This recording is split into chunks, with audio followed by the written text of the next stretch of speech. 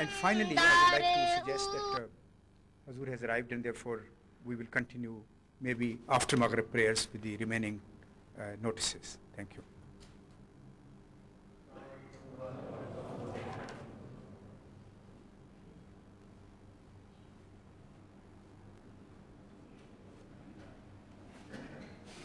السلام علیکم ورحمۃ اللہ. اذان دے دیں.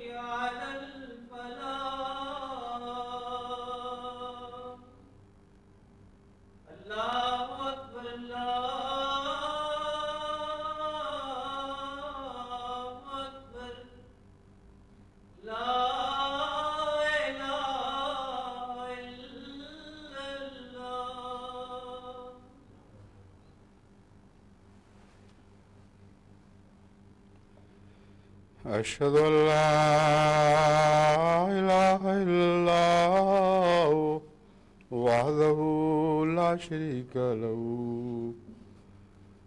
وأشهد أن محمدا عبده ورسوله. أما بعد فأعوذ بالله من الشيطان الرجيم. بسم الله الرحمن الرحيم. الحمد لله رب العالمين الرحمن الرحيم مالك يوم الدين. إياك نعبد وإياك نستعين.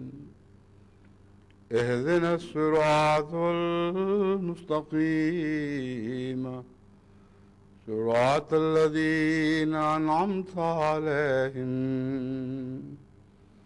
غير المغضوب عليهم ولا الضالين.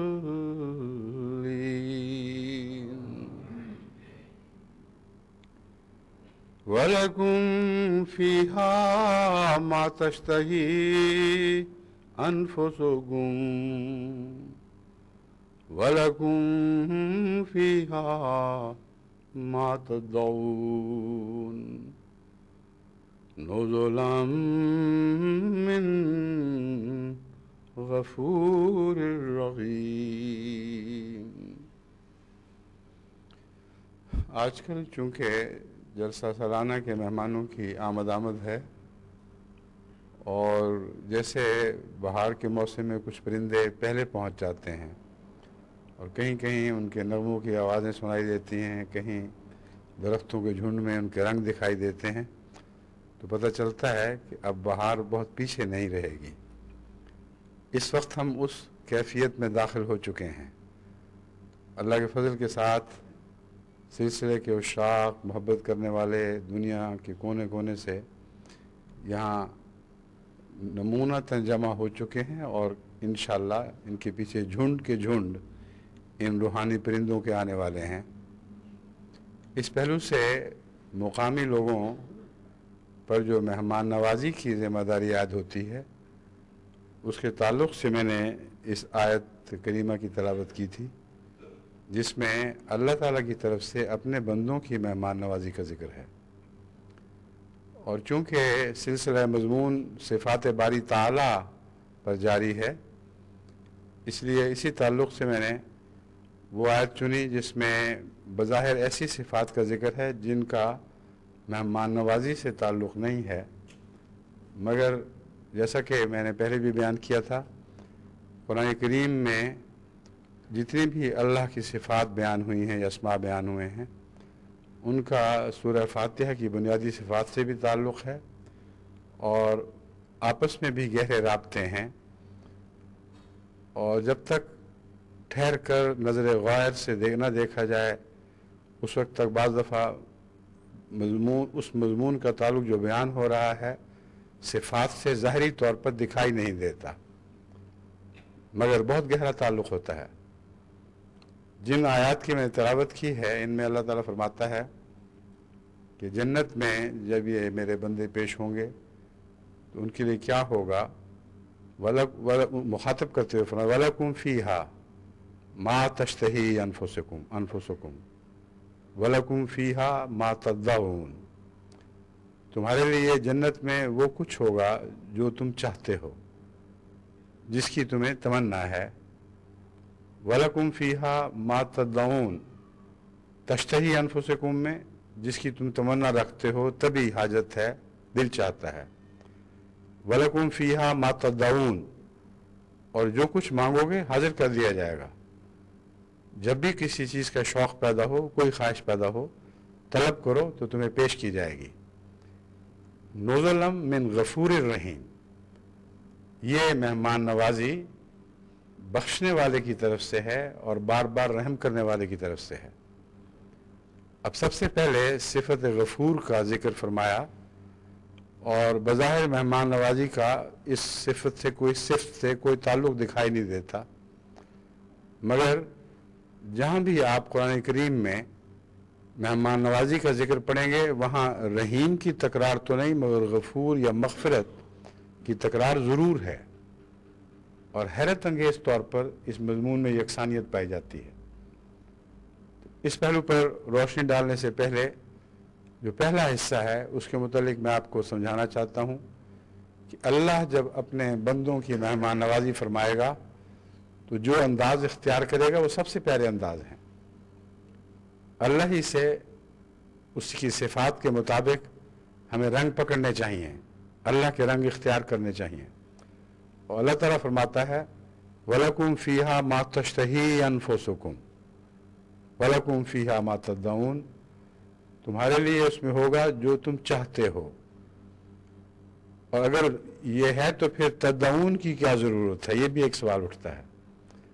असल में मा तश्तही अनफुसुकुम से मुराद वो दायमी तभी आदात हैं जो एक शख्स की शख्सियत का हिस्सा होती हैं।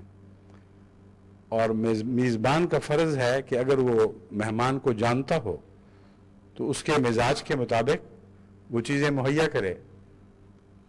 हज़रत अक़दस मसीह मऊद अलैहिस्सलाम मेहमान नवाजी के इस पहलू पर बड़ी गहरी नज़र रखते थे, यहाँ तक कि अगर कोई तंबाकू नोश मेहमान भी आता था, खुद पसंद ना करते हुए भी हदायत फरमाया करते थे कि उसका इंतज़ाम होना चाहिए। और बाकी सब उमूर में मिजाज शनासी के साथ मेहमान का जो मिजाज मारूफ था उसके मुताबिक चीज़ें पहले ही मुहैया कर दी जाती थीं कि उसे मांगना ना पड़े। उसके बाद फिर भी गुंजाइश रहती है, कभी मेहमान के दिल में कोई और तलब पैदा हो जाती है जो उसके आम मिजाज से ज़ाहिर नहीं होती, और कभी किसी और चीज़ की तलब पैदा हो जाती है। तो वक्त बदलते हैं, ख्वाहिशें बदलती रहती हैं।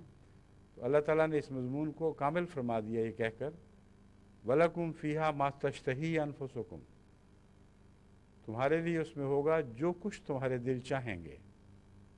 وَلَكُمْ فِيهَا مَا تَدَّعُونَ، اور تمہارے لیے اس میں ہوگا جو تم طلب کرو گے۔ لیکن ایک صرف الجھن باقی رہ جاتی ہے کہ انسان کو تو پتہ نہیں ہوتا کہ کیا طلب کرے گا۔ اللہ تعالیٰ نے طلب کا انتظار کیوں فرمایا؟ تشتہی کے تابع ہی وہ ساری ضرورتیں کیوں نہ مہیا فرما دیں جنت میں جو انسان کبھی طلب کر سکتا تھا۔ تو اس میں بھی ایک گہری حکمت ہے اور بہت لطیف انداز میں ہماری تربیت فرمائی گئی ہے۔ طلب وہی کرتا ہے جس کو پورا اعتماد ہو، جو بے تکلف ہو، کچھ دیر ٹھہرنے کے بعد اسے یقین ہو کہ میں کچھ مانگوں گا تو میرا میزبان خوش ہوگا، اس سے ہماری اپنائیت بڑھے گی۔ تو اللہ تعالیٰ اس اپنائیت کے مضمون کو جنت کے تعلق میں ایک جگہ نہیں کئی جگہ بیان فرماتا ہے، یہاں تک کہ فرمایا کہ وہ ایک دوسرے سے چھین چھین کے کھائیں گے۔ جہاں سب کچھ موجود ہو، بافراغت موجود ہو، کسی چیز کی کمی نہ ہو، وہاں چھیننے کی کیا حاجت ہے؟ یہ ایک اظہار محبت ہے، ایک تعلق کا اظہار ہے۔ تو اصل مہمان نوازی وہ ہے جہاں محبت کا مضمون جاری ہو جائے، جہاں بے تکلفی اور اعتماد قائم ہو جائیں، جہاں مہمان اور میزبان میں فرق باقی نہ رہیں، اور اس قدر اس کو اعتماد ہو اپنے میزبان پر کہ کہے اچھا آج تو میرا یہ دل چاہ رہا ہے، اور میزبان شوق سے کہے جزاکم اللہ تم نے بہت مجھے خوش کیا ہے جو خود منہ سے مانگا ہے۔ تو اللہ تعالیٰ بھی یہ لطف دے گا اور اٹھائے گا بھی۔ اور جب میں کہتا ہوں اللہ لطف اٹھائے گا تو خدا تعالیٰ کی عظمت شان کے پیش نظر جو بھی لطف اٹھانے کے معنی ہیں انہی میں بیان کر رہا ہوں۔ مہمان نوازی ہی کے تعلق میں حضرت اقدس محمد مصطفیٰ صلی اللہ علیہ وآلہ وسلم نے بھی اللہ کے لطف اٹھانے کا ذکر فرمایا ہے۔ بس جن معنوں میں وہ اللہ لطف اٹھاتا ہے انہی معنوں میں میں بھی کہہ رہا ہوں کہ اللہ بھی اس کے لطف اٹھائے گا جب جنتی مانگیں گے۔ تو سب سے پہلے تو کوشش کرنی چاہیے کہ آنے والے مہمانوں کو اگر آپ جانتے ہیں، ان کی عادات کا علم ہے، تو جس حد تک بھی ان کی خواہشات کا آپ کو علم ہو، ان خواہشات کو پورا کرنے کے لیے سامان مہیا کرنے کی کوشش کریں۔ اور اگر مہمانوں کے مختلف کمرے ہیں تو ہر کمرے میں ان کے مزاج کی چیزیں ہونی چاہیے، لیکن اس کا تعلق توفیق سے بھی ہے۔ توفیق سے بڑھ کر مہمان نوازی کا حکم نہیں ہے۔ ہاں اگر تمنا ہو کہ جس طرح اللہ مہمان نوازی کرتا ہے میں بھی کروں، اور اس جذبے کے ساتھ انسان کوشش کرتا ہے، تو مجھے یقین ہے کہ اس کی یہ تمنا ہی اس کی توفیق بڑھا دے گی اور اس کے رزق میں برکت پڑے گی، اور اللہ تعالیٰ اس کو واقعتاً یہ توفیق بخشے گا کہ اپنے آنے والے پیاروں کی خواہش کے مطابق اپنی خواہشوں کو پورا کرے، یعنی ان کی خواہش اس لیے پورا کرے کہ اس کی اپنی خواہش اس سے پوری ہوتی ہو۔ اور پھر تدعون کا مضمون تو واضح ہی ہے، یہ ماحول پیدا کرنا اخلاق حسنہ کا محتاج ہے۔ اس قدر اپنائیت پیدا کرنی چاہیے کہ بیچ سے تکلف کے پردے اٹھ جائیں، اور پھر صحیح مہمان نوازی ہوتی ہے۔ آگے اللہ تعالیٰ فرماتا ہے نزلا من غفور الرحیم، کہ یہ غفور الرحیم کی طرف سے جزا ہے، مہمان نوازی ہے۔ تو میں نے ابھی ذکر کیا تھا کہ مغفرت کا اس سے کیا تعلق ہے۔ جہاں تک اللہ کی ذات کا تعلق ہے اس کا مغفرت سے بہت گہرا تعلق ہے۔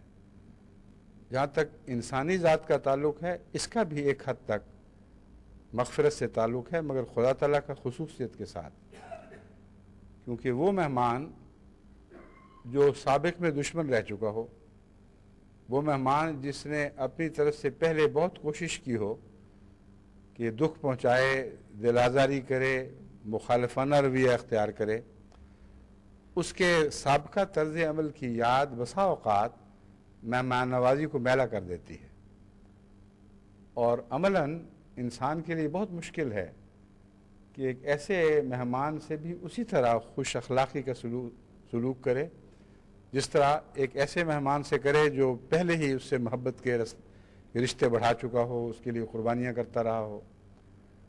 اللہ تعالیٰ کے حضور حاضر ہونے والے جتنے بندے ہیں وہ ہیں بنیادی طور پر گناہ گار، اور اگر محض عدل سے دیکھا جائے تو کوئی بھی بخشا نہیں جائے گا، یہاں تک کہ اولو العزم انبیاء بھی یہی سمجھتے ہیں کہ بخشش تو محض اللہ کے کرم سے ہوگی، اللہ کے فضل اور رحم کے ساتھ ہوگی، ورنہ حقیقت میں کوئی انسان استحقاق کے طور پر بخشش کی طلب نہیں کر سکتا، اور بخشش نہ ہو تو پھر مہمان نوازی جس قسم کی بھی ہوگی وہ سب میلی اور کجلائی ہوئی مہمان نوازی ہوگی، اس میں وہ بے اختیار لذت، بے ساختہ لطف پیدا ہو ہی نہیں سکتا۔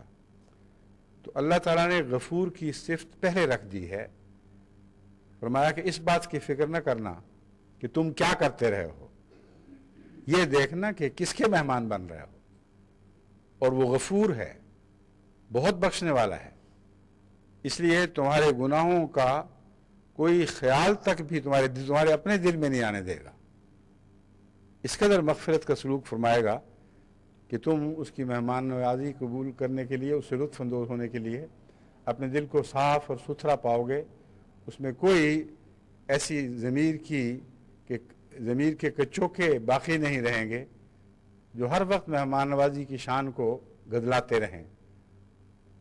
میزبان تو خدمت کرتا جا رہا ہے، مگر مہمان اس بات میں دکھ محسوس کرتا ہے کہ میں کیا تھا، میں نے اس سے کیا کیا، اور یہ ایک طبی امر ہے۔ حضرت صلی اللہ علیہ وآلہ وسلم کے تعلق میں بھی صحابہ میں یہ مثال ملتی ہے کہ اس سے اسلام لانے سے پہلے جو حضرت صلی اللہ علیہ وآلہ وسلم کو دکھ دیے گئے، جن لوگوں نے دکھ دیے، اسلام کے بعد حیا سے ان کی نظر نہیں اٹھتی تھی، رسول اللہ علیہ وسلم کے چہرہ دیکھ نہیں سکے، کیونکہ یہ حیا ہمیشہ مانے تھی، یہ تصور چرکے لگاتا تھا کہ اس وجود کے ساتھ تم یہ کرتے رہے ہو، اب کس منہ سے تمہیں، کس نظر سے تم اسے دیکھنے کا حق رکھتے ہو۔ چنانچہ ایسے صحابہ ان کا ذکر ملتا ہے جو وصال کے بعد یہ نہیں بتا سکتے تھے کہ حضرت صلی اللہ علیہ وآلہ وسلم کا حلیہ کیا تھا، وجہ یہ تھی۔ تو غفور کا بہت گہرا تعلق ہے، خصوصاً اللہ کے تعلق میں غفور کا مہمان نوازی سے بہت گہرا تعلق ہے، کیونکہ گناہ گار بندے حاضر ہو رہے ہیں، اگر اللہ ان کو یاد نہ بھی دلائے تو اپنا ضمیر تو ضرور یاد دلائے گا کہ کس پاک وجود کے سامنے حاضر ہو، کس طرح تمہاری خدمت کی جا رہی ہے، تم کیا تھے۔ تو اللہ تعالیٰ فرماتا ہے وہ غفور ہے، وہ بخش دے گا، اور یہ مضمون مسلسل آگے جاری رکھا ہے۔ چنانچہ دیکھیے فرماتا ہے وَالَّذِينَ آمَنُوا وَهَاجَرُوا وَجَاهَدُوا فِي سَبِيلِ اللَّهِ وَالَّذِينَ آوَوا وَنَصَرُوا أُولَٰئِكَ هُمُ الْمُؤْمِنُونَ حَقًّا لَهُمْ مَغْفِرَةٌ وَرِزْقٌ کریم۔ پہلے مغفرت فرمایا، پھر رزق کریم بتایا۔ رزق کریم سے مراد ہے کریم کی طرف سے پیش کردہ رزق۔ یہاں رزق کا تعلق ربوبیت سے یا صفت رزاقیت سے نہیں باندھا، بلکہ کریم لفظ سے باندھا ہے جس میں مہمان نوازی کا مضمون پایا جاتا ہے۔ چنانچہ عربی میں مہمان نوازی کا محاورہ اکرام الضیف ہے، یعنی مہمان سے ایسا سلوک کہ وہ اپنی عزت محسوس کرے، اور یہ لفظ کریم دونوں طرف برابر اطلاق پاتا ہے۔ جب تک خود انسان کریم نہ ہو دوسرے کو کریم بنا نہیں سکتا، تو جب مہمان نوازی کریم ہوئی تو ظاہر ہے، لازم ہے بلکہ، کہ مہمان نوازی کرنے والا جو کریم مہمان نوازی کرتا ہے وہ خود معزز ہے، ورنہ کسی کمینے کو یہ توفیق نہیں مل سکتی۔ بس اللہ تعالیٰ نے جہاں جہاں مہمان نوازی کے ساتھ کریم کا لفظ باندھا ہے، کریم کی صفت بیان فرمائی ہے، وہاں یہی مضمون ہے کہ میں کریم ہوں، اس لیے میرے مہمان نوازی بھی کریم ہوگی۔ جو رزق میں تمہیں عطا کروں گا وہ بھی عزت بخشنے والا اور باعزت رزق ہوگا۔ لیکن مغفرہ پہلے ضرور رکھی ہے کہ جب تک مغفرت کے دروازے سے نہ گزرو تم حقیقت میں میری مہمان نوازی کی قبول کرنے کی یا اس سے لطف اندوز ہونے کی اہلیت ہی نہیں رکھتے۔ اس تعلق میں اور چند آیتوں کی مثالیں میں آپ کے سامنے رکھتا ہوں۔ اولئک ھم المؤمنون حقا، लहुम दरजातुन इंद रब्बिहिम व मग़फ़िरतुन व रिज़्क़ुन करीम। फिर दरवाज़ा मग़फ़िरत का कायम फरमाया कि मग़फ़िरत के बाब से गुज़रोगे तो रिज़्क़ करीम तक पहुँचोगे, वरना तुम रिज़्क़ करीम तक रसाई ही नहीं रख सकते। तो वो लोग जो जन्नत में जाएंगे उन्हीं का जिक्र फरमाया जा रहा है। फरमाता है इससे पहले जो उनकी सिफ़ात हैं वो पूरी बयान फरमाई गई हैं, और ये सिफ़ात भी मैं जलसे की मेहमान नवाजी की नसाह के ताल्लुक़ में आपके सामने खोल कर रखना चाहता हूँ। मगर पहले मैं पहली आयत की तरफ वापस जाता हूँ। आगे और भी आयत में रखी हैं, अगर वक्त मिला तो हर वो आयत जिसमें रिज़्क़ करीम का जिक्र है या मुअज़्ज़ज़ मेहमान नवाजी का जिक्र है, उससे पहले बिला इस्तिस्ना मग़फ़िरत का जिक्र है। तो अव्वल तो ये कि बसा औक़ात ऐसे मेहमान आते हैं जो आपसे ताल्लुक़ वाले हैं और आप उनको जानते हैं, वो आपको जानते हैं, एक दूसरे के एहसान से ताल्लुक़ है। मगर बाज़ दफ़ा जलसे के इंतज़ाम की तरफ से मेहमान तकसीम किए जाते हैं, और रब्वा और कादियान में तो ये बकसरत होता था कि एक शख्स से पूछा जाता था कि तुम्हारे घर में कितने मेहमानों की गुंजाइश है। वो बता देता था कि मैं 20 रखूँगा, 25 रखूँगा, 30 रखूँगा। और फिर वो उन जिन लोगों को नहीं जानता था, कभी देखा तक नहीं था, वो भी मेहमान आ जाते थे। और बाज़ दफ़ा ऐसे मेहमान आ जाते थे जिनसे पहले दिल में कुदूरत मौजूद थी। लोग समझते थे कि वाकिफ़ हैं या रिश्तेदार हैं, भेज देते थे, और वहाँ पहुँचने के बाद पता चलता था कि ओहो इनकी तो अनबन थी या पहले दिलों में कुछ आपस में कुदूरत पाई जाती थी। ऐसी सूरत में जब तक मग़फ़िरत नहीं होगी आप मेहमान नवाज़ी का हक़ अदा नहीं कर सकेंगे। और अल्लाह के मेहमान हैं, अल्लाह पहले मग़फ़िरत फरमाता है फिर मेहमान नवाज़ी करता है। जब आपके मेहमान बनकर आ गए तो आप भी पिछली बातों को भूल जाएं। हाँ, अगर जुर्म निज़ाम जमात का हो, खुदा ताला का हो, तो उस पर आप मग़फ़िरत की कुदरत नहीं रखते। उस सूरत में एक और सूरत हाल पैदा होती है जो पेचीदा हो जाती है। मगर मैं रोज़मर्रा की बात कर रहा हूँ, जिन बातों में आपको मग़फ़िरत का इख्तियार है, अपने मेहमानों से मग़फ़िरत का सलूक करें। दूसरा, इसलिए भी मग़फ़िरत का लफ्ज़ ज़रूरी है, यानी इंसानी ताल्लुक़ में भी मग़फ़िरत का इतलाक़ ज़रूरी है कि मेहमान अपने क़याम के दौरान बाज़ दफ़ा अजीब व गरीब हरकतें कर देते हैं। अजीब व गरीब मिजाज के लोग हैं, वो अपनी आदत से ना कि जानबूझकर हर वक्त तंग करते हैं, और उस पर जिसको मग़फ़िरत का हौसला ना हो वो उनसे निपट नहीं सकता। हज़रत सल्लल्लाहु अलैहि वसल्लम के ज़माने में एक मेहमान आया, मस्जिद में ठहरा, उसकी खातर मदारात की गई और सुबह मस्जिद को गंदा करके भाग गया। अब वहाँ सहाबा और हज़रत मोहम्मद रसूलुल्लाह सल्लल्लाहु अलैहि वसल्लम का फ़र्क नुमायाँ होता है। सहाबा तो नाराज़ थे, कैसा इंसान था, कैसा बलीद आदमी था जो आया है और फिर मस्जिद को भी गंदा कर गया। और सुबह जाके देखा तो हज़रत मोहम्मद रसूलुल्लाह सल्लल्लाहु अलैहि वसल्लम खुद अपने हाथ से उसके गंद धो रहे थे। साहबा ने अर्ज़ किया, या रसूलल्लाह क्या करते हैं, हमें मौका दें। आपने फरमाया मेरा मेहमान था। तो ये मग़फ़िरत की इंतहा है। जैसा रब गफ़ूरुर रहीम, वैसे मोहम्मद मुस्तफ़ा सल्लल्लाहु अलैहि वसल्लम गफ़ूरुर रहीम थे। और मेहमान नवाजी में मग़फ़िरत की ज़रूरत बारहा पेश आती है। ज़रूरी नहीं है कि पुराने ताल्लुक़ात में कोई ख़राबी हो। गहरे दोस्तों से, उनके बच्चों से ऐसी हरकतें हो जाती हैं। किसी मासूम बच्चे से आपका कीमती वाज़ गिर के टूट जाएगा। कोई बच्चे गंदी आदत है, वो दीवारों पर लकीरें मारने लग जाते हैं। जहाँ तक आने वालों का ताल्लुक़ है उनको नसीहत में अलग करूँगा, लेकिन मैं रखने वालों के हौसले की बात कर रहा हूँ। इस वक्त उनको जहाँ तक मुमकिन हो मग़फ़िरत का सलूक करना चाहिए और अपना हौसला बढ़ाना चाहिए। नसीहत करनी है तो करीमाना नसीहत करें, क्योंकि नसीहत भी करीमाना और गैर करीमाना हो सकती है। مہمان نوازی کے تعلق میں کریمی کے سوا اور کوئی ذکر نہیں ملتا. مہمان نوازی کرنی ہے تو کریم ہونا پڑے گا، رزق پیش کرنا ہے تو رزق کریم پیش کرنا ہوگا. اب رزق کریم کے تعلق میں یاد رکھنا چاہیے کہ یہاں رزق کی نوعیت کا ذکر نہیں ہے. ایک معمولی رزق بھی، بہت ہی غریبانہ رزق بھی رزق کریم بن جاتا ہے اگر اس کا مالک کریم ہو اور ایک کریمی کے جذبے کے ساتھ عزت افزائی کی خاطر مہمان کے سامنے اس طرح پیش کرے کہ وہ تھوڑے کو بھی بہت سمجھے اور اپنی عزت افزائی سمجھے. تو کریمی کا تعلق نعمت کی قسم سے نہیں ہے، رزق کی نوعیت سے نہیں ہے. کریمی کا تعلق اس رجحان سے ہے جو مہمان نواز کے دل کا رجحان ہے، جو مہمان نوازی میں ڈھلتا ہے اور مہمان کو دکھائی دیتا ہے. اس کو بتانا نہیں پڑتا، وہ جانتا ہے کہ اسی میں عزت ہے.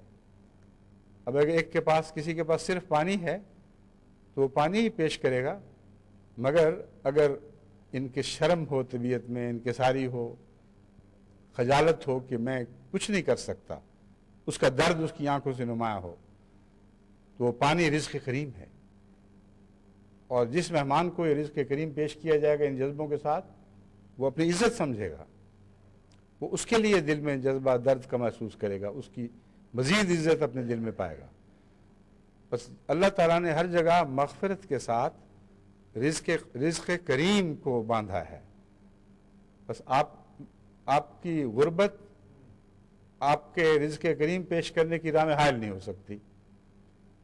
اور یہ بات کہ آپ مہمان کی سب تمنا اور خواہشات کو پورا نہیں کر سکتے، یہ بھی رزق کریم پیش کرنے کی راہ میں حائل نہیں ہو سکتی، کیونکہ رزق کریم آپ کی طبیعت کی کرم کے نتیجے میں بنتا ہے. آپ معزز ہیں، آپ کے دل میں شرافت کی اعلیٰ قدریں ہیں، تو جو رزق بھی آپ مہمان کو پیش کریں گے وہ لازماً رزق کریم ہوگا. اس تعلق میں ایک اور مضمون جو اس آیت سے ابھرتا ہے جو میں نے آپ کے سامنے پڑھی ہے، وہ یہ ہے والذین آمنوا وہاجروا وجاہدوا فی سبیل اللہ والذین آووا ونصروا اولئک هم المؤمنون حقا. کہ وہ لوگ جو ہجرت کر کے آئے ہیں، خدا کی خاطر تکلیفیں اٹھا کے پہنچے ہیں، یعنی ایمان لانے والے جنہوں نے ہجرت کی اور خدا کی خاطر جہاد کیے، وہ بھی، اور وہ لوگ بھی جنہوں نے ان کے لیے جگہ بنائی اور ان کی نصرت فرمائی، یہ دونوں اللہ کے مہمان ہوں گے. یعنی مہمان اور میزبان دونوں ہی اللہ کے حضور برابر اجر پانے والے ہوں گے. بس ہمارے جلسوں میں جو لوگ آتے ہیں ان کو ایک گونا مشابہت ان لوگوں سے ہے جو اللہ کی خاطر سفر اختیار کرتے ہیں، خواہ ہجرت دائمی نہ بھی ہو. ہجرت کے بہت سے مضامین ہیں، بہت وسیع مضمون ہے جس کا ہجرت سے تعلق ہے. تو اللہ کی خاطر سفر کرنے والا مہاجر ہوتا ہے، اللہ کی خاطر ایک بدی ترک کر کے ایک نیکی کی طرف حرکت کرنے والا مہاجر ہوتا ہے. بس ان معنوں میں جلسے کے دنوں میں آنے والے مہمانوں پر اس آیت کا خصوصیت سے اطلاق ہوتا ہے. اگر آپ اس خیال سے ان کی مہمان نوازی کریں کہ ان کا سفر اللہ کی خاطر ہے، کوئی دنیاوی غرض نہیں ہے. کوئی دنیاوی غرض ہوتی تو عام دنوں میں آتے اور اپنی موجیں کر کے واپس چلے جاتے. یہاں تو آنے والے بعض ایسے ہیں جن کو کوئی بھی تمنا نہیں ہے لندن دیکھنے کی یا انگلستان آنے کی، یورپ آنے کی. پیسے جوڑتے ہیں بڑے اخلاص کے ساتھ، اور بعض قرض بھی اٹھا لیتے ہیں، بعض چیزیں بیچتے ہیں. صرف یہ تمنا ہے کہ ہم خدا کی خاطر اس جلسے میں شامل ہوں جہاں خلیفہ وقت موجود ہوگا اور وہ جماعت کا ایک نوع کا مرکزی جلسہ ہوگا. ایسے واقعات کثرت سے سامنے آتے ہیں کہ جب ایمبیسی والے بعض دفعہ لوگوں کو ویزا نہیں دیتے اس خوف سے کہ کوئی اور وجہ ہوگی، تو ان کا جو رد عمل ہے وہ ایسا بعض دفعہ نمایاں ہوتا ہے کہ وہ اپنا فیصلہ بدلنے پر مجبور ہو جاتے ہیں، حالانکہ کوئی گواہی نہیں ملتی. تبھی رد عمل جو ان کے دل سے اٹھتا ہے وہ پہچان لیتے ہیں کہ ہاں یہ سچا آدمی ہے۔ ایک عورت کا ذکر میں نے ایک دفعہ پہلے جلسے میں کیا تھا، بوڑھی خاتون، وہ جب ایمبیسی میں انٹرویو کے لیے گئیں، ان پڑھ تھیں چونکہ، اس لیے ان کو انٹرپریٹ کرنے والی کوئی اور عورت ساتھ تھی۔ جب اس سوال کرنے والے نے پوچھا کہ تم کیوں جا رہی ہو، اس نے کہا ہمارا امام وہاں ہے، بڑی دیر ہوئی ہے دیکھے ہوئے، اس لیے میں تو ضرور جانا ہے وہاں، اور جلسے کا موقع ہے، دوسرے بھی آئے ہوں گے اس روحانی ماحول میں، میری برسوں کی پیاس بجھے گی، اور کوئی مقصد نہیں ہے۔ تو ضمناً اس نے کچھ سوال کرنے کے بعد پوچھا تمہارا کوئی رشتہ دار بھی ہے وہاں اس علاقے میں؟ اس نے کہا ہاں میری بیٹی ہے۔ اس نے کہا کب سے ہے؟ اس نے کہا 12 سال سے وہاں ہے۔ تو اس نے کہا پھر یہ کیوں نہیں کہتی کہ بیٹی سے ملنے جا رہی ہوں؟ بے اختیار جو اس عورت کے منہ سے بات نکلی، اس نے کہا در فٹے منہ، ایک اظہار ہے بے اختیار غصے کا۔ میری بیٹی سے 12 سال تو ہے، میں کبھی ویکھیا ہی نہیں اس پاسے، میں تو کبھی اس طرف جانے کا سوچا بھی نہیں تھا، آج مجھے کیا خیال آیا ہے؟ اتنا بے اختیار تھا اس کا اظہار۔ اس کا ترجمہ صحیح ہوا یا نہیں، اسی وقت اس افسر نے اس کو ویزا دینے کا فیصلہ کر لیا۔ تو آنے والے اگر للہ آتے ہیں تو وہ آپ کے مہمان ان معنوں میں بنتے ہیں کہ وہ اللہ کے مہمان ہیں جن کی آپ نے مہمان نوازی کرنی ہے۔ اس لیے پہلے سے زیادہ لازم ہے کہ وہ مہمان نوازی کریں جو اللہ اپنے بندوں کی کرتا ہے۔ اور دوسری ضرورت اس لیے بھی پیش آتی ہے کہ اللہ تعالیٰ نے آپ کو بھی ان مہمانوں کی لسٹ میں شامل کر لیا ہے جو خدا کی خاطر اپنے گھروں میں خدا کی خاطر آنے والوں کے لیے جگہ بناتے ہیں، ان کے ساتھ عزت سے پیش آتے ہیں اور ان کی نصرت فرماتے ہیں۔ فرمایا میں جن کو مہمان رکھوں گا ان میں یہ سارے شامل ہیں، آنے والے بھی اور میزبان بھی، اور ان سب کے لیے ایک مغفرت کا باب قائم کیا جائے گا۔ جو اس دروازے سے گزرے گا وہ بخشا ہوا ہوگا، اور اس کے لیے پھر رزق کریم ہی ہے، یعنی عزت والی مہمان نوازی جو خدا کی طرف سے اس کے اکرام کا موجب ہوگی۔ اب لفظ کریم میں بہت ہی گہرا مضمون ہے، اگر محض اللہ تعالیٰ کو کریم کہہ دیا جاتا تو وہ بات نہ بنتی۔ رزق کریم نے بتایا کہ خدا کا کرم اس مہمان نوازی کی معرفت اس مہمان کی طرف منتقل ہو رہا ہے اور وہ کریم بن رہا ہے۔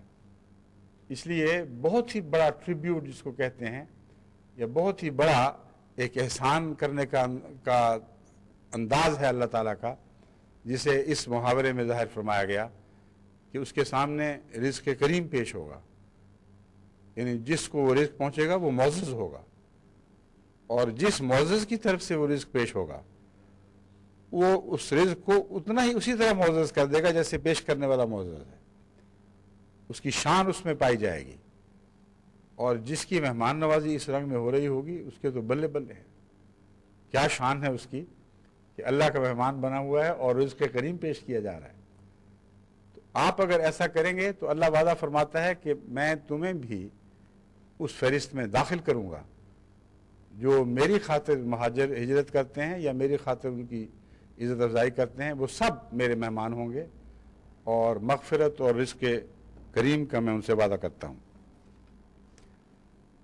دوسری آیت جس کا میں نے ذکر کیا تھا، جس میں اللہ تعالیٰ فرماتا ہے اولئک هم المؤمنون حقا لہم درجات عند ربہم ومغفرۃ ورزق کریم، وہ یہی وہ لوگ ہیں جو سچے مومن ہیں، لہم درجات عند ربہم، ان کے لیے ان کے رب کے حضور بڑے بڑے درجات ہیں، ایک درجہ نہیں ہے، صرف بہت سے درجات ہیں، وہ مغفرت ورزق کریم، اور مغفرت ہے اور پھر رزق کریم ہے۔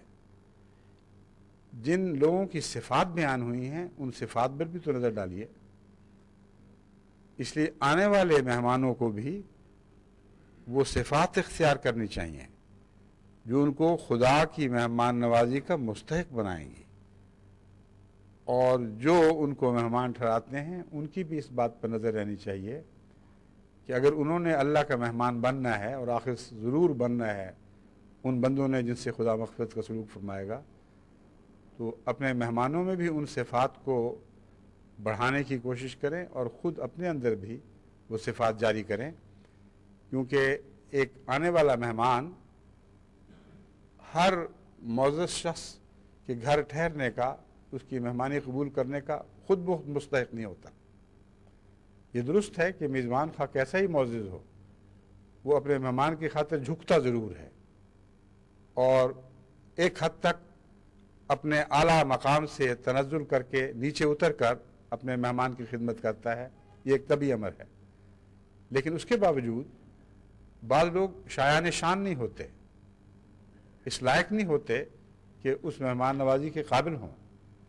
اس لیے اللہ تعالیٰ نے وہ صفات بیان فرما دیں کہ اگر تم میری مہمان نوازی کے قابل بننا چاہتے ہو تو ان باتوں کا تمہیں خیال رکھنا ہوگا۔ انما المومنون الذین اذا ذکر اللہ وجلت قلوبہم، میرے مہمان وہ لوگ ہوں گے، ایسے مومن کہ جب اللہ کا ذکر کرتے ہیں تو ان کے دلوں پر زلزلہ طاری ہو جاتا ہے، اس قدر ان کے دلوں پر خدا کا روب چھاتا ہے، ایسی ہیبت طاری ہوتی ہے، یا جوش محبت سے وہ تھر تھری لینے لگتے ہیں۔ اور وجلہ کا لفظی ترجمہ تو خوف ہے، لیکن خوف کے نتیجے میں جو چیزیں ظاہر ہوتی ہیں میں ان کا ذکر کر رہا ہوں۔ بس وجلت قلوبہم کا مطلب نہیں ان کے ڈر گئے ہیں، جیسے کسی نعوذ باللہ جانور سے ڈر گئے ہیں۔ اللہ کے خوف میں محبت بھی داخل ہے اور روب بھی داخل ہے۔ بس اللہ کے خوف سے، یعنی اس کے روب سے، اس کی عظمت کے تصور سے ان کے دل لرزنے لگتے ہیں، اور اللہ کی محبت میں ان کے دلوں پر جھرجھری طاری ہو جاتی ہے۔ یہ وہ لوگ ہیں جن کے متعلق فرمایا وَإِذَا تُلِيَتْ عَلَيْهِمْ آيَاتُهُ زَادَتْهُمْ ایمانا وَعَلَىٰ رَبِّهِمْ يَتَوَکَّلُونَ، جب اللہ کی آیات ان پر پڑھ کے سنائی جاتی ہیں تو ان کے ایمان بڑھتے ہیں، اور پہلے سے بہتر حالت میں وہ واپس لوٹتے ہیں، اور توکل اللہ پر کرتے ہیں، کسی اور پر توکل نہیں کرتے۔ وہ جو پہلی آیت میں نے پڑھی تھی جس میں نزل من غفور الرحیم کا ذکر تھا، اس کے آغاز میں بھی در حقیقت توکل ہی کا مضمون ہے۔ بس مہمان نوازی اس کی ہوگی جو غیر اللہ کے رزق کی طرف آنکھ اٹھا کر بھی نہیں دیکھتا، وہ اس رزق کو ہرگز پسند نہیں کرتا جو اللہ کی رضا سے باہر حاصل کیا جائے، اور خالصتاً اللہ کو اپنا رب بناتا ہے اور اسی پر توکل کرتا ہے۔ بس جو مضمون بہت آسان لگ رہا تھا، اب جب آگے بڑھتے ہیں تو کچھ مشکل لگنے لگتا ہے، مگر اس مشکل کو بھی اللہ ہی حل فرمائے گا۔ پہلی آیت کا آغاز اس طرح ہوا ہے ان الذین قالوا ربنا اللہ ثم استقاموا، وہ لوگ جنہوں نے کہا اللہ ہمارا رب ہے، یعنی وہی ہمارا رازق ہے، وہی ہمارا پروردگار ہے، ہمارے زندگی کا ہر سہارا اسی سے حاصل ہوگا، اور یہ کہہ کر انہوں نے استقامت اختیار کی۔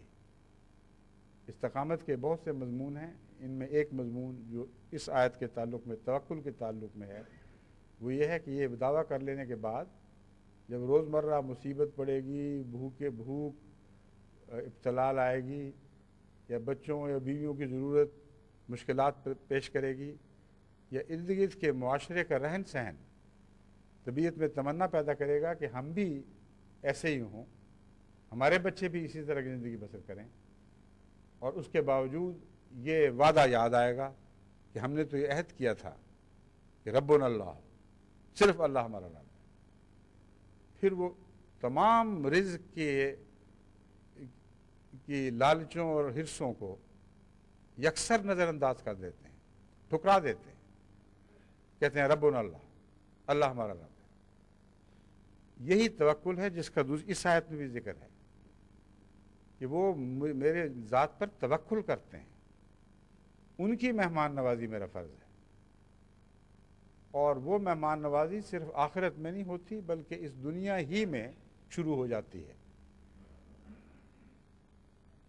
ربنا اللہ ثم استقاموا کہنے والوں کے متعلق فرمایا ایسے فرشتے اترتے ہیں جو کہتے ہیں نحن اولیاؤکم فی الحیات الدنیا وفی الآخرہ، وہ کہتے ہیں ہم اس دنیا میں بھی تمہارے ساتھ ہوں گے اور آخرت میں بھی، وَلَكُمْ فِيهَا مَا تَشْتَهِي أَنفُسُكُمْ وَلَكُمْ فِيهَا مَا تَدَّعُونَ۔ تو توکل کے نتیجے میں اللہ مددگار بھیجتا ہے، اور توکل کی جزا آخرت ہی میں نہیں بلکہ اس دنیا ہی میں ملنی شروع ہو جاتی ہے۔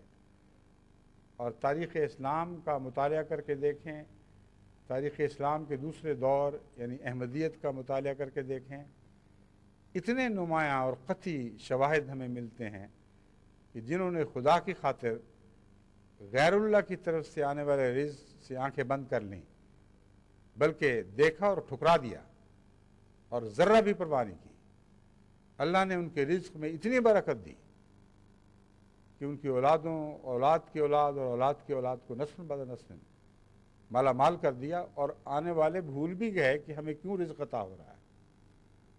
لیکن در حقیقت خدا کا یہی وعدہ پورا ہو رہا تھا کہ تو نے مجھے رب کہا تھا، میرے ہو رہے تھے، مجھ پر توکل کیا تھا، اس لیے اب میں تمہارے رزق کا ضامن ہوں اور میں اسے بڑھاتا چلا جاؤں گا، دنیا میں بھی عطا کروں گا اور آخرت میں بھی عطا کروں گا۔ تو یہ دوسری صفت ہے جو معین ہو گئی۔ اب آنے والے اگر ضرورت کے ابتلا میں پڑ کر قرض مانگتے ہیں، نیت یہ ہوتی ہے کہ واپس ہی نہیں کریں گے، یا گر جاتے ہیں اخلاق سے اور ہر کس و ناقص کے سامنے جھولی پھیلانے لگتے ہیں، یا یہ نہ بھی کرتے ہوں تو اپنی غربت کے قصے پیش کرنے لگ جاتے ہیں، اپنے حالات دردناک طریق پہ بتاتے ہیں، یہ سارے دراصل غیر اللہ سے رزق طلب کرنے کے بہانے ہیں۔ بعض لوگ جو اپنے حالات بیان کرتے ہیں، حقیقت میں وہ جس کے سامنے بیان کرتے ہیں اس سے دعا مانگ رہے ہوتے ہیں۔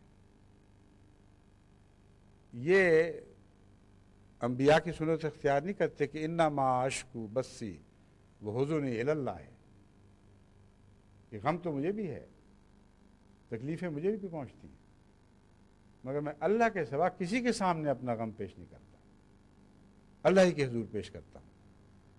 تو جو توکل کرنے والے ہیں ان کی ایک یہ بھی صفت ہے جو لازماً ان کے کردار کو عظمت عطا کرتی ہے کہ وہ اپنے غربت کی پردہ پوشی کرتے ہیں، اپنے داغ دکھاتے نہیں ہیں۔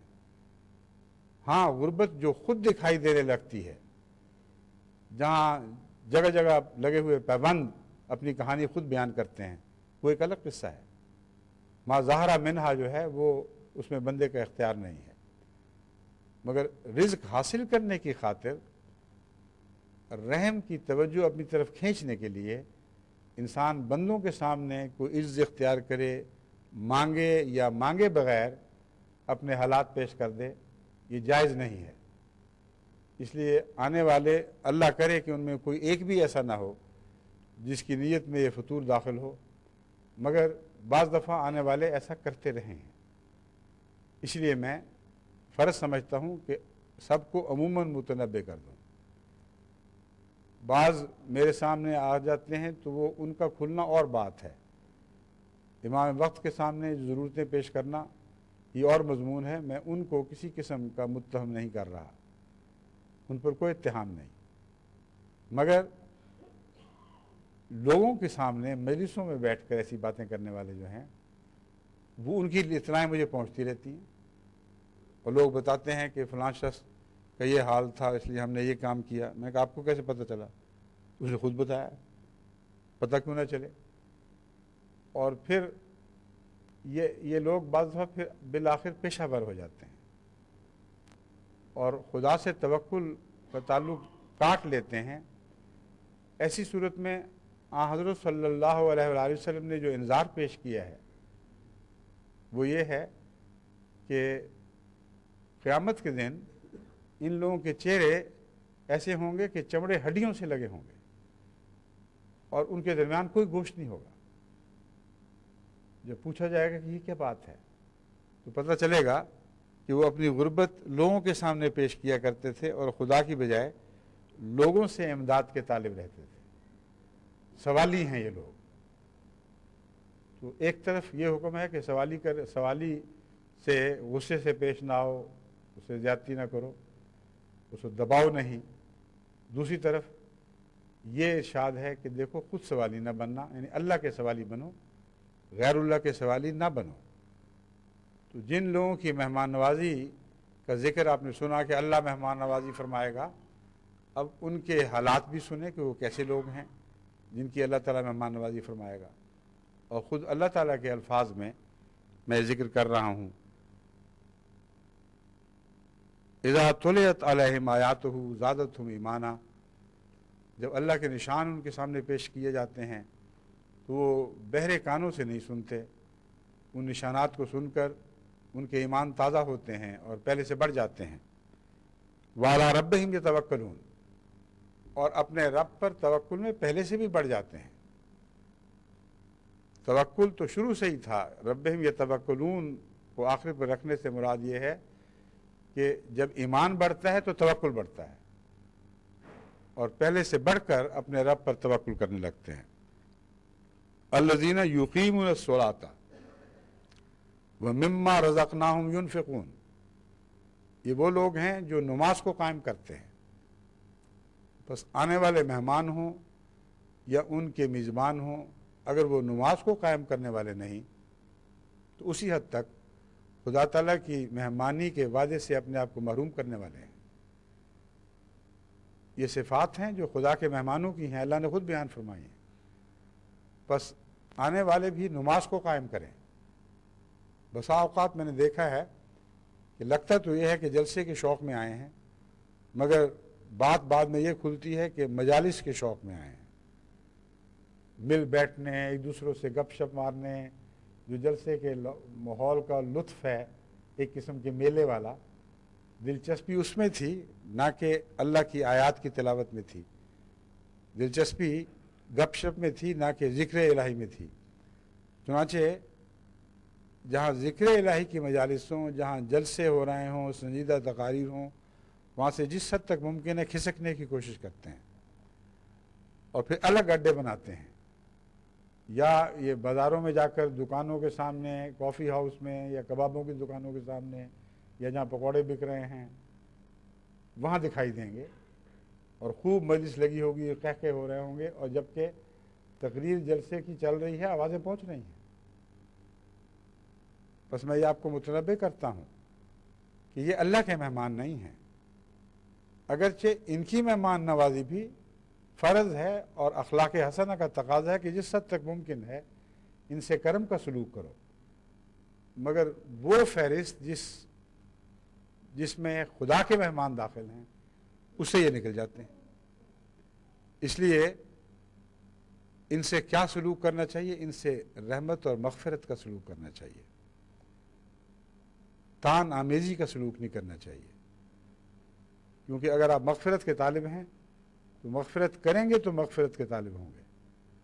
بس ایسے لوگوں کو تانے نہیں دینا چاہیے. اور رزق کریم یہاں یہ معنی اختیار کر لے گا کہ کریمانہ نصیحت کریں، ان کو ایسی پاک نصیحت کریں جو ایک معزز انسان کیا کرتا ہے، جو ایک معزز انسان کے شایان شان ہے.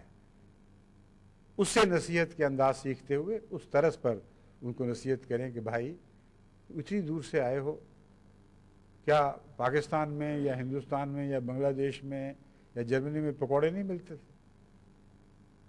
وہاں کباب نہیں کھائے جا سکتے تھے؟ خدا کا ذکر سننے آئے ہو، چند دن برداشت کرو، ضبط کرو. اگر سنو گے تو کم سے کم ایک وعدہ تمہارے حق میں پورا ہوگا کہ زادتہم ایمانا، یہ آیات جو ہیں تمہارے ایمان بڑھائیں گی اور ایک اور ذوق تمہارے دل میں پیدا کر دیں گی جو اس ذوق کے علاوہ ہے. اور یہ اس لیے ضروری ہے کہ قیامت کی مہمان نوازی کے لیے یہ ذوق ہونا ضروری ہے. اگر دنیا کا ذوق اسی طرح رہے اور اللہ کی محبت اور پیار کا ذوق نہ ہو تو ما تشتہی انفسکم کا مضمون جاری ہی نہیں ہوتا پھر. کیونکہ وہاں وہ اشتہا پوری کی جائے گی جو پاکیزہ ہے، جو اللہ کی ذات سے لطف اندوز ہونے کی صلاحیت پیدا کرتی ہے. یا صلاحیت کا تقاضا کرتی ہے. بس خدا کے مہمان بننا ہے تو اس دنیا میں اس کی آیات سے لطف اٹھانا تو سیکھ لو. اگر خدا کے مہمان بننا ہے تو جب اس کا نام آئے تو اس کے روب اور اس کی تمکنت سے اور پھر اس کی محبت سے تمہارے دلوں پر ایک لرزہ طاری ہو جائے. جو لذت تم یہاں پاتے ہو اس کے ذکر سے وہی لذت آگے تمہاری مہمان نوازی کرنے والی ہے.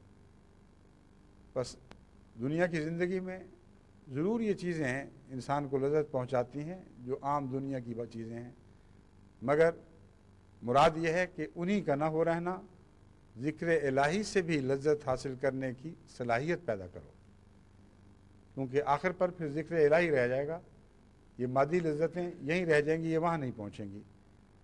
بس اس پہلو سے اپنی بھی تربیت کریں، اپنی اولاد کی بھی تربیت کریں، اور جلسے کے دنوں میں کوشش کریں کہ آپ کے مہمان زیادہ سے زیادہ وقت جلسے کے دوران جلسے ہی میں رہیں. یہ نہ دیکھیں کہ تقریر کس کی ہے، کیونکہ تقریر کسی کی بھی ہو، خدا کی خاطر ایک تیار کرنے والے نے آپ کی مہمانی تیار کی ہے، اور اس کو آپ کو قبول کرنا چاہیے. اور ابتدا میں اگر اس کے خلاف طبیعت مزاج اس کے مطابق نہ بھی ہو، طبیعت اس کے خلاف ہو یا نہ ہو، مزاج کا پوری طرح تطابق نہ بھی دیکھیں آپ، تب بھی رفتہ رفتہ اللہ تعالیٰ وہ مزاج پیدا کر دیتا ہے. اور یہ بہت پرانا بچپن سے میرا تجربہ ہے کہ بسا اوقات ایک جگہ بیٹھے ہیں، کوئی خاص شوق نہیں تھا اس تقریر کو سننے کا، میں اس لیے کہ ہونی ہے، ہو رہی ہے، اللہ تعالیٰ کی خاطر ہے، تو لوگ بیٹھ جاتے ہیں. کئی ایسے مقرر ہوتے ہیں جو انسان کو پسند نہیں ہوتے، مگر بیٹھنے کے بعد ہمیشہ یہ احساس ہوا کہ نہ بیٹھتے تو محروم رہتے. تیار کرنے والے بڑی محنت سے اللہ کی خاطر کچھ چیزیں تیار کرتے ہیں، اور بڑے سے بڑا عالم بھی ان کو سن کر ضرور کچھ نہ کچھ فیض پاتا ہے. ہر ایک کا ایک اپنا رنگ ہے، ہر ایک کا اپنا ایک ذوق ہے جس کے مطابق وہ چیزیں تلاش کر کے پیش کرتا ہے. بس ایسی تقریروں کو جو آپ کے مزاج کے مقرروں کی طرف سے نہ ہوں، حقارت سے دیکھنا، نظر انداز کر دینا، یہ ایک تکبر کی روح ہے جو اللہ تعالیٰ کو پسند نہیں. اور فائدہ ضرور ہوگا آپ کو، یہ ہو نہیں سکتا کہ خدا کی خاطر آپ بیٹھے ہوں اور فائدہ نہ ہو. اور اگر کچھ بھی سمجھ نہ آئے، کچھ بھی پتہ نہ چلے کہ کیا ہو رہا ہے، تب بھی بیٹھنا ہی بیٹھنا ہے، کیونکہ محبوب کا ذکر ہے. اور ایسے غیر ملکی ہم نے دیکھے ہیں، امریکہ سے جو مہمان آیا کرتے تھے، قادیان میں بھی اور روا میں بھی، یا باہر کے جو دوسرے ملکوں سے بھی، پوری تقریریں خواہ وہ نظام ٹرانسلیشن کا ہو یا نہ ہو، پوری تقریریں پورا وقت بیٹھ کر سنتے تھے. آواز آتی تھی، سمجھ کچھ نہیں آتی تھی، مگر خدا کے خاطر بیٹھے رہتے تھے. تو اگر باہر سے آنے والے وہ جو خالصتاً خلوص سے اللہ کی خاطر سفر کرتے ہیں، یہ نمونے دکھا سکتے ہیں کہ جو زبان نہ بھی سمجھ آتی ہو اس میں بھی بیٹھے رہیں، تو وہ لوگ جنہیں کچھ نہ کچھ وہ زبان سمجھ آتی ہے، ان پر تو بدرجہ اولا فرض ہے، ان پر تو لازم ہے کہ وہ خدا کی خاطر اس مجلس میں بیٹھیں. اگر کچھ نہ بھی پلے پڑے تو آپ نے کچھ ضائع نہیں کیا، یہ وقت آپ کے کام آ گیا. کیونکہ حضرت صلی اللہ علیہ وآلہ وسلم فرماتے ہیں کہ خدا کی خاطر بیٹھنے والوں کی صحبت ایسی بابرکت ہے کہ جو شخص محض پاس کسی اور غرض سے بھی بیٹھ جاتا ہے مگر شامل رہتا ہے، اس پر بھی اللہ تعالیٰ برکت نازل فرماتا ہے، اور فرشتوں کو کہتا ہے کہ ان کو بھی ان لوگوں میں لکھ لو جو میرے ذکر کرنے والوں کے پاس بیٹھے تھے اور ثواب کے مستحق ہیں. کیونکہ جو میری خاطر بیٹھنے والے لوگ ہیں مجھے اتنے پیارے ہیں، ایسے معزز ہیں کہ ان کے ساتھی بھی ان سے عزت پاتے ہیں. تو آپ اس خاطر جلسے کی تقریروں میں بیٹھیں، اگر خود سمجھ نہیں آتی یا ذوق نہ بھی ہے، کہ کم سے کم اس وجہ سے ہی اللہ تعالیٰ کے پیار کی نظر پڑے گی، اور ہو سکتا ہے یہی آپ کی بخشش کا سامان ہو جائے. تو وہ رونقیں جو جلسے سے باہر ہو جاتی ہیں وہ جلسوں کے اندر رہیں گی. اور باہر کامل سکون اور امن ہوگا، اور کوئی شخص بے ضرورت پھرتا دکھائی نہیں دے گا، اور پنڈال ہمیشہ بھرے رہیں گے، اور یہ بات فی ذات ہی ایمان بڑھانے کا موجب بنتی ہے، بہت اعلیٰ تربیت کا موجب بنتی ہے۔ پھر فرمایا الذین یقیمون الصلاۃ، یہ لوگ نماز کو قائم کرتے ہیں۔ اب جلسے کے دوران مہمانوں کو بھی اور میزبانوں کو بھی، دونوں کو نماز کو بہرحال قائم کرنا ہے، کیونکہ یہ سب تعریفیں ان لوگوں کی جا رہی ہیں جنہوں نے آخر مغفرت کے دروازے سے گزرنا ہے، جن کے خدا تعالیٰ کے نزدیک بڑے درجات ہیں۔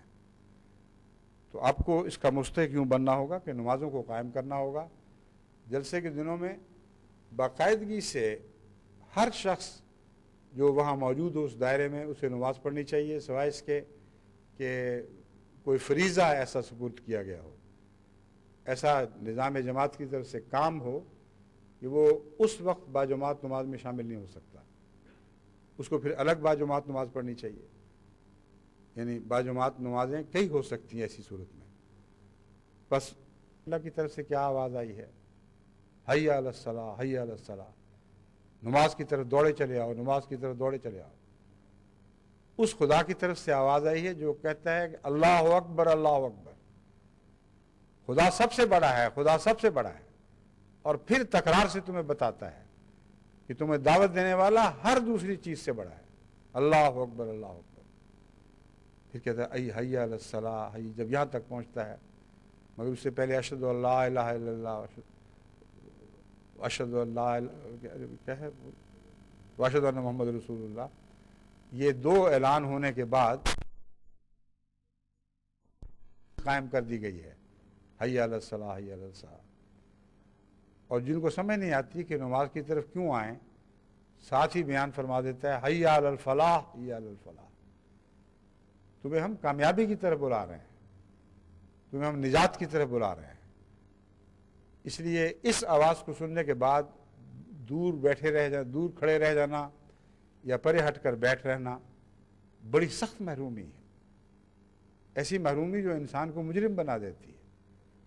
بس نماز کو قائم کریں، دوسروں کو بھی بلائیں، خود بھی حاضر ہوں، اپنے بچوں کو بھی تربیت کریں۔ جو مہمان آپ کے گھروں میں بیٹھے ہیں وہ بسا اوقات مجلس کے شوق میں بعض دفعہ 2 بجے تک رات جاگے ہی رہتے ہیں، اور اس کے بعد سارے آرام سے سو جاتے ہیں کہ اب تو تھکے ہوئے ہیں۔ پھر میزبان یہ سمجھتا ہے کہ اونچی آواز نہ آئے، آنکھ نہ کھل جائے، اگر وہ نمازی بھی ہو تو آہستہ آہستہ اٹھتا ہے۔ یہ مہمان نوازی نہیں ہے، رزق کریم نہیں ہے جو وہ پیش کر رہا ہے۔ اگر وہ معزز مہمان نواز وہ مہمان نواز ہے جو خدا کی نمائندگی کر رہا ہے، تو حی علی الصلاۃ اور حی علی الفلاح کو بھول کر وہ خدا کی نمائندگی کا حق ادا نہیں کر سکتا۔ اس کا فرض ہے، اگر وہ یہ نہیں کہہ سکتا تھا مہمانوں کو کہ سو جاؤ، وہ سمجھتا ہے کہ ان کی دل آزاری ہوگی، تو اٹھنے کا تو کہہ سکتا ہے۔ اٹھانے میں کوئی دل آزاری نہیں اگر وہ نماز کے وقت کا اٹھانا ہے، بلکہ سنت رسول کے مطابق ہے، قطع نظر اس کے کہ کوئی تھکا ہوا ہے، کتنے دنوں کا جاگا ہوا ہے۔ جب نماز کا وقت آتا ہے تو جگانا سنت انبیاء ہے، اور قرآن کریم جگانے ہی کی ہدایت کرتا ہے۔ اور صبح کی نماز میں یہ اعلان بھی داخل فرما لیا ہے کہ الصلاۃ خیر من النوم، الصلاۃ خیر من النوم۔ دیکھو نماز نیند سے بہت بہتر ہے۔ یہاں نیند کا فرق نہیں کیا کہ تھوڑی نیند سے بہتر ہے یا زیادہ نیند سے بہتر ہے، ہر نیند سے بہتر ہے۔ کیسے ہی تھکے ہوئے کی نیند کیوں نہ ہو، تو کم سے کم یہ تو کریں کہ نماز کے وقت دروازے کھٹکھٹائیں اپنے مہمانوں کے، میاں پہلے تم اپنے شوق سے جاگے تھے، اب خدا کی خاطر جاگو، جس کی خاطر یہ سفر اختیار کیا تھا اس سے ملنے کے لیے اٹھو، اور نمازوں کو اپنے گھروں میں قائم کریں، تو پھر باقی عادات نمازیں درست کر لیں گی۔ کئی دفعہ آپ نے دیکھا ہوگا بعض لوگ جو تہجد کے لیے اٹھتے ہیں وہ کچھ دیر مجلس میں بیٹھتے ہیں، پھر معذرت کر دیتے ہیں کہ میاں ہم نے تو صبح اٹھنا ہے، معاف کر دو، ہمیں تو جانا ہی جانا ہے۔ تو جس کی نمازیں درست ہوں اس کے باقی کام بھی درست ہو جاتے ہیں، اس کی عادتیں بھی درست ہو جاتی ہیں، اس کے اوقات مناسب وقتوں میں بانٹے جاتے ہیں، اور ہر وقت کا جو اپنا حق ہے وہ اسے ادا کرتا ہے نماز کی مجبوری کی وجہ سے. بس نماز کو قائم کریں. وَمِمَّا رَزَقْنَاهُمْ يُنْفِقُونَ. غیر اللہ کی طرف نہیں دیکھا, توکل کیا, اللہ سے رزق پایا, مگر جو پایا اسے اپنے تک نہ رکھیں, صرف آگے پھر جتنا خدا نے دیا ہے توفیق ہو تو دوسروں کو بھی پیش کریں, ان کو بھی اپنے رزق میں شامل کریں. اب دیکھیں کتنا زبردست مہمان بن رہا ہے اللہ کے لیے. ایسا مہمان ہے کہ اس کی ایک ایک ادا خدا کو پیاری ہے. اسی لیے اس موقع پر فرماتا ہے اولئک هم المؤمنون حقا, یہ سچے مومن ہیں, لہم درجات عند ربہم, ان کی ایک ایک ادا خدا کے حضور ان کے درجے بنا رہی ہے. ہر بات جن کی جو بیان کی گئی ہے اللہ کی خاطر وہ اختیار کرتے ہیں, وہ اللہ کو اتنی پیاری ہے کہ ہر بات ان کا ایک درجہ بنا دیتی ہے. لہم درجات عند اللہ عند ربہم ومغفرۃ ورزق کریم. ان کے لیے مغفرت ہے, اور مغفرت کے بعد پھر رزق کریم ہے, جس کا پہلے میں ذکر کر چکا ہوں. بس اللہ تعالیٰ تمام ان میزبانوں کو جو UK جماعت سے تعلق رکھتے ہیں, خدا کی خاطر آنے والے مہمانوں کی مہمان نوازی کا حق ادا کرنے کی توفیق عطا فرمائے, اور جس طرح میں نے بیان کیا ہے صبر اور حوصلے کے ساتھ مغفرت کا سلوک کرتے ہوئے جہاں تک ممکن ہے ان کی دلداری کریں اور دل آزاری کو معاف کر دیں. اور آنے والوں کو میں اس ضمن میں یہ بھی نصیحت کرتا ہوں کہ آن حضرت صلی اللہ علیہ وآلہ وسلم نے 3 دن کی مہمانی رکھی ہے. اس کے بعد فرمایا صدقہ ہے, اور میزبان کا فرض ہے کہ خصوصی اجازت لے کہ کیا چند دن اور آپ مجھے خوشی سے رکھ سکتے ہیں. یہ مضمون ہے عام مہمانوں کا. بعض رشتہ دار ہیں, اپنی بچیاں ہیں, اپنے گھر والے اور ہیں, جو آپس میں ہمیشہ سے بعض روایتی تعلق رکھتے ہیں, ایک دوسرے کے پاس جاتے ہیں, مہینوں بھی ٹھہر جاتے ہیں. دونوں کی خوشی کا موجب بنتا ہے. یہ مطلب نہیں ہے کہ یہ سن کر وہ رسمی طور پر جائیں اور 3 دن کے بعد کہیں کیا ہم ٹھہر سکتے ہیں. عقل سے بھی کام لینا چاہیے, حکمت کی باتیں حکمت سے عمل میں لانی چاہیے. مراد یہ ہے کہ جو عام مہمان ہیں جن کے ساتھ پرانے رابطے نہیں ہیں لمبے قیام کے, ان کا فرض ہے کہ 3 دن سے زیادہ بوجھ نہ ڈالیں. حق ادا ہو گیا, اجازت چاہیں, اور اگر پھر وہ خوشی سے روکے یا آپ اجازت چاہتے ہیں اور آپ جانتے ہیں اس کا چہرہ دیکھ کر کہ کوئی انقباض نہیں ہے, تو پھر بے شک کچھ دن اور ٹھہر جائیں. مگر ایسے مہمان نہ بنیں کہ میزبان آئندہ ہمیشہ کے لیے مہمانی سے ہی توبہ کر لے. ایسے مہمان نہ بنیں جیسا ایک عرب بدو کے تجربے میں آیا تھا. ایک ایسا مہمان آیا جو اتنا کھاتا تھا کہ جب وہ میزبان سالن پہنچاتا تھا اور روٹی لینے جاتا تھا تو سالن ختم ہو چکا ہوتا تھا اور روٹی رہ جاتی تھی. پھر وہ دوڑتا تھا کہ روٹی کے لیے سالن لاؤں, تو واپس آتا تھا تو روٹی ختم اور سالن باقی ہے. اس کا گھر اجڑ گیا چند دن میں, جتنی بکریاں تھیں ذبح ہو گئیں. بالآخر اس نے بڑے ادب سے اور احترام سے پوچھا, اور عرب بدوؤں میں بہت مہمان نوازی کی روایات تھی, گھر تو قریباً لٹا بیٹھا. اس نے بڑے احترام سے پوچھا کہ یا حضرت کدھر کا ارادہ ہے؟ خیال آیا کہ چلو سفر آگے بھی چلوں. اس نے کہا بات یہ ہے کہ مجھے معدے کی تکلیف ہے, بھوک نہیں لگتی, اور ایک حکیم کا سنا ہے, اس علاقے میں کہیں ایک حکیم ہے جو بھوک تیز کرنے کی دوائیں دیتا ہے, میں اس کی خدمت میں جا رہا ہوں. تو اس نے ہاتھ باندھ کے عرض کی, عربی شعر ہے, یا ضیفنا ان زرتنا لوجدتنا نحن الضیوف وانت رب المنزلی. اے میرے معزز مہمان, اگر پھر تجھے توفیق ملی ہماری زیارت کرنے کی تو تو یہ دیکھے گا کہ ہم مہمان ہوں گے اور تو میزبان ہوگا.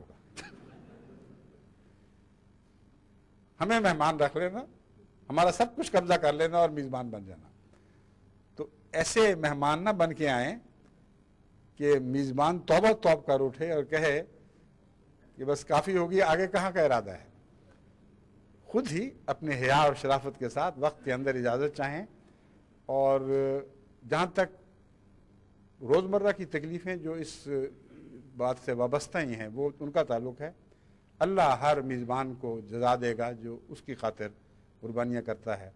اللہ آنے والوں کو بھی سچے معنوں میں مسلمان مہمان بننے کی توفیق عطا فرمائے، اور یہاں رہنے والوں کو بھی سچے معنوں میں مسلمان میزبان بننے کی توفیق عطا فرمائے۔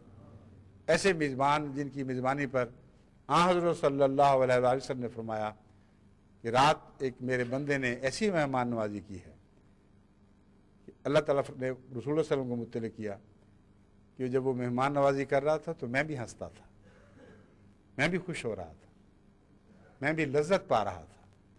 تو خدا کرے انہی لوگوں میں سے جو یہاں مختلف بھیسوں میں بڑے ہیں، بڑے بڑے معزز لوگ ان میں شامل ہیں، ان کی مہمان نوازی کے ایسے انداز ہوں کہ آسمان سے ان کی مہمان نوازی کو دیکھ کر عرش کا خدا بھی چٹخارے لینے لگے۔ اللہ کرے کہ ہمیں ایسی توفیق عطا ہو۔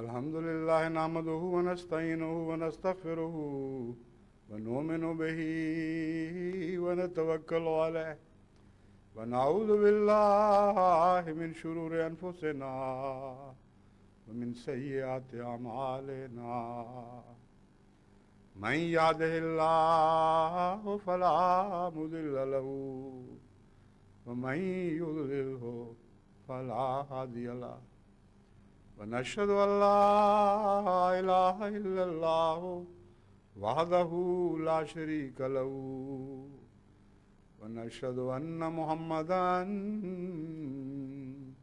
عبده ورسوله عباد الله